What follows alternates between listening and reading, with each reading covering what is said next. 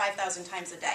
If you're looking at the spine, each individual bone here is a vertebrae, and at each level you have a disc. The disc is like a jelly donut.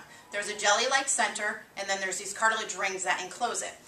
When we bend over, if you look at this segment here, those two bones approximate and put pressure on the front side, causing that jelly to push backwards, where those sensitive structures, the spinal cord, and at each level you have the nerve root that comes out. If we're constantly doing this over the course of a day, that jelly is going to push further and further back, starting to put pressure on that outer third, which is a sensitive structure, and it can cause central low back pain or diffuse low back pain. If that jelly pushes further and further out, it can start to put pressure on that nerve root and can cause leg pain, commonly known as sciatica. Depending upon what level is involved will determine where you feel the pain in your leg. You may also feel pins and needles or numbness.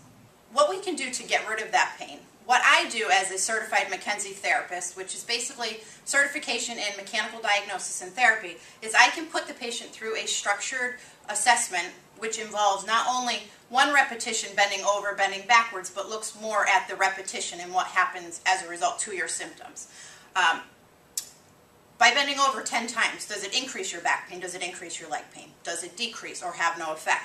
And then at the same time, I'll also have the patient bend backwards into an extended position and test what happens as a result of doing that. Most cases, because of the way our spines are situated in the basic anatomy, most people respond to extension, which is what McKenzie is known for, and that's usually a press-up exercise lying on your tummy pushing up. What can happen? If the patient has foot symptoms, they may find as a result of doing that exercise that it might start to centralize or come out of their foot. They might feel it in their calf, they might feel it in their thigh, and eventually we want to try and push it back up into their back. And then from there, try to alleviate and get rid of that pain, and then eventually, over time, try to restore the normal motion going the other directions.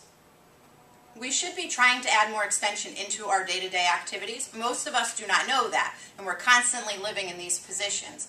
If we had taken the time to just simply bend backwards, we could actually prevent ourselves from causing back pain or having back pain at some point in our lifetime.